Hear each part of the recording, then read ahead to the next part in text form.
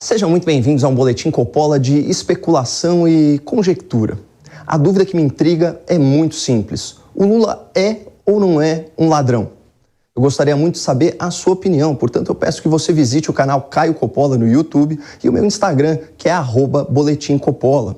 Por favor, deixe seu comentário, marque seus amigos e compartilhe esse conteúdo nas redes e nos grupos de WhatsApp e Telegram, para que mais pessoas também possam contribuir com essa discussão tão importante para a nossa democracia. Afinal de contas, em algumas semanas, o Brasil vai às urnas eleger seu próximo presidente da República. E todos concordamos que a última coisa que esse país precisa é ter no comando da nação um líder corrupto. Então, vamos aos fatos.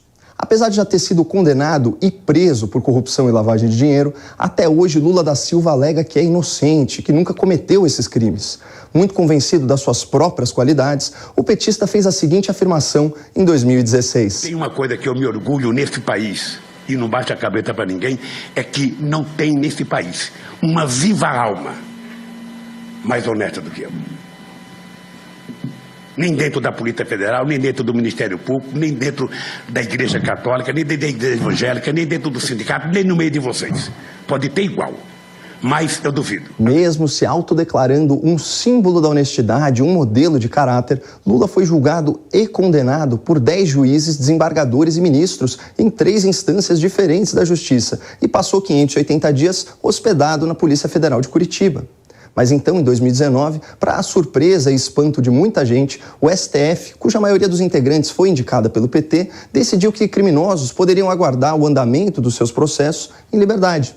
Ato contínuo, Lula foi solto. Pouco tempo depois, esse mesmo STF anulou as ações penais contra Lula da Silva por questões processuais. E por ele ser um senhor de idade, com mais de 75 anos, alguns crimes investigados prescreveram. Ou seja, o Estado perdeu o seu direito de punir em razão da passagem do tempo. Mas a gente sabe que nada disso tem o poder de apagar o passado. Daí a pergunta que não quer calar. O Lula é ladrão? Claro que, se nós ouvirmos apenas a opinião de desafetos e de adversários, a resposta pode ser um pouco enviesada. Por isso, eu só vou trazer para vocês o relato de pessoas muito próximas ao Lula e de atuais aliados do petista. Começando pelo Ciro Gomes, um expoente da esquerda brasileira, que já foi inclusive ministro de Lula. Segundo a orientação unânime do seu partido, Ciro declarou apoio a Lula no segundo turno. Mas vejam o que ele dizia na sua pré-campanha em julho. A estrutura judiciária brasileira é extremamente permeável a um bom advogado, com grana por trás, etc, etc. E daí, é o que deu. Agora o Lula apodrece onde ele bota a mão. O Lula destruiu o PCdoB. Mas ele é corrupto ou não é corrupto? Não, rapaz, se você me perguntar se ele é corrupto, eu acho que ele é corrupto. Eu sei que ele é corrupto. Eu apenas quero indicar que ele, para além de ser corrupto, é um grande corruptor. É só isso, uma coisa não contradiz a outra, não.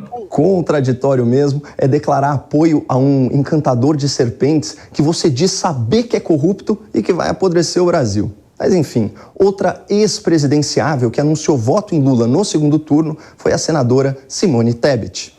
O Lula não tem a capacidade de fazer um meia-culpa, né, como grande orquestrador do até então maior escândalo da história da República, que foi o Petrolão.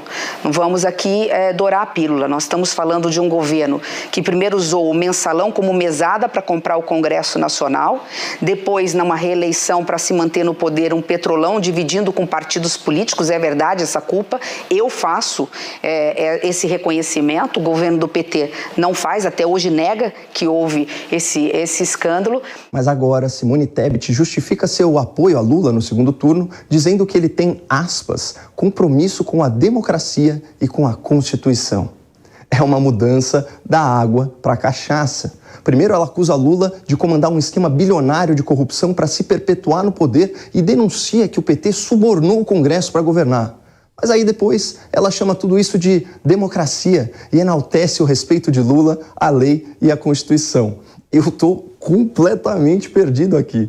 Em qual Simone Tebet a gente deve acreditar? A Simone das 11h59 ou a Simone da meia-noite? Ou será que a gente deve mesmo acreditar no testemunho convicto da sua candidata a vice? A senadora Mara Gabrilli, candidata a vice-presidente na chapa com Simone Tebet, acusou Lula de ter pagado 12 milhões de reais para não ser apontado como mentor do assassinato do ex-prefeito de Santo André, Celso Daniel. Segundo a parlamentar, o petista foi chantageado pelo empresário Ronan Maria Pinto, do ramo de transporte público do ABC Paulista. Ronan Maria Pinto, se ele não fosse pago, ele ia entregar o Lula como mentor do assassinato do Celso Daniel. Esse é o teor da chantagem. E o Lula pagou.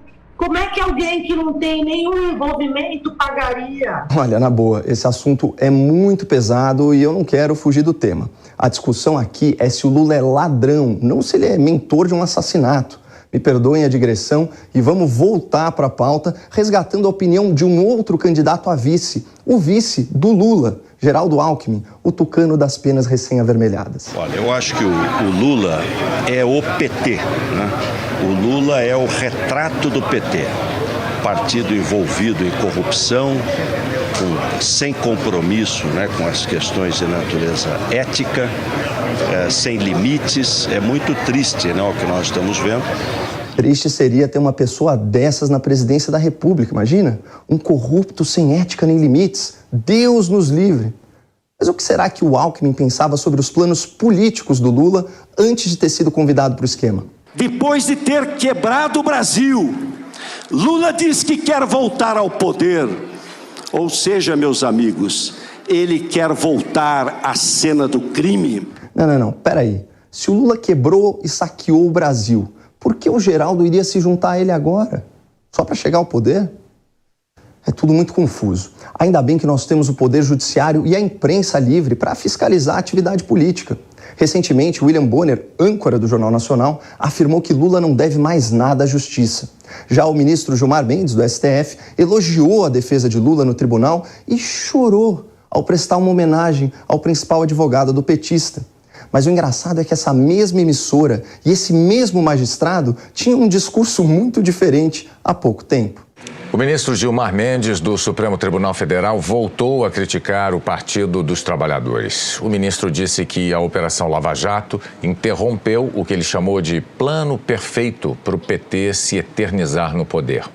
Gilmar Mendes disse que, do dinheiro desviado da Petrobras, o PT recebeu cerca de 2 bilhões de reais. Segundo o ministro, suficientes para financiar eleições até 2038. Por isso que se defende com tanta força as estatais. Não é por conta de dizer que as estatais pertencem ao povo brasileiro, porque pertencem a eles. Eles tinham se tornado donos da Petrobras. Esse era o método de governança. Infelizmente, para eles, e felizmente para o Brasil, deu errado.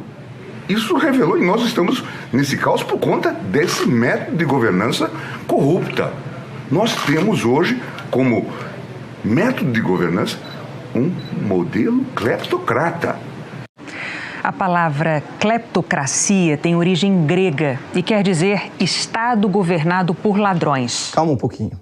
Se o Brasil era governado por ladrões quando o Lula estava na presidência, isso não faz do próprio Lula um ladrão? Fica como questão aberta ao debate. Mas saindo um pouco dessas falas comprometedoras dos atuais aliados de Lula na política, na imprensa, nos tribunais, é impossível ignorar o conteúdo incriminador das delações premiadas, especialmente os depoimentos à polícia do ex-ministro petista Antônio Palocci, que era braço direito e amigo do Lula. O presidente Lula também começou só olhando campanha. Já no fim do seu primeiro mandato, muita coisa pessoal ele tinha pedido para ele, em termos de dinheiro que eu pessoalmente levei e entreguei para ele. No fim do seu segundo mandato, aí ele preparou sua aposentadoria. Recebeu 300 milhões da Odebrecht numa conta corrente de disponibilidade, recebeu seu sítio, que foi feito, combinado para seu uso, o apartamento. Segundo Palocci, que foi ministro da Fazenda no primeiro governo Lula e ministro da Casa Civil no primeiro governo Dilma, o PT atuava exatamente como descreveu o ministro Gilmar Mendes ao Jornal Nacional, loteando estatais e órgãos do governo com a finalidade de desviar verbas públicas. Segundo o ex-ministro petista, a corrupção era generalizada, mas havia exceções. Ele mesmo alertou Lula sobre os riscos de corromper o Banco Central. O presidente Lula que roubar ali era um perigo, porque desestabilizava a moeda brasileira, não apenas uma atividade setorial. E ele acabou concordando. Fora isso, todos os órgãos, o Correios, os órgãos do setor elétrico, os bancos estatais, todos foram ocupados mais ou menos nesse modelo de distribuição de cargos para financiar os partidos políticos da base do governo. Um testemunho gravíssimo, especialmente se nós considerarmos que o ministro Palocci era quem comandava a economia brasileira no governo Lula. Mas ainda cabe o benefício da dúvida. Será que Palocci mentiu nos seus depoimentos? Será que toda a imprensa, sem exceção, enganou a sociedade brasileira sobre o mensalão e o petrolão? Será que a Polícia Federal inventou crimes que nunca existiram? Será que os acusados devolveram bilhões e bilhões de reais do seu próprio bolso? Será que a Justiça condenou Lula sem provas em 3 instâncias com 10 juízes diferentes? No dia 30 de outubro, milhões de pessoas votarão em Lula da Silva. Será que estarão votando na viva alma mais honesta do país, um homem inocente e injustiçado? Ou será que estarão levando um corrupto de volta à cena do crime? Eu gostaria de saber a sua opinião nos comentários desse Boletim Coppola no nosso canal no YouTube e nas nossas redes sociais. Afinal de contas, para você, o Lula é ladrão? Não deixe de compartilhar para a gente conhecer o que as pessoas pensam a respeito. Muito obrigado, não percam a esperança no Brasil e fiquem com Deus.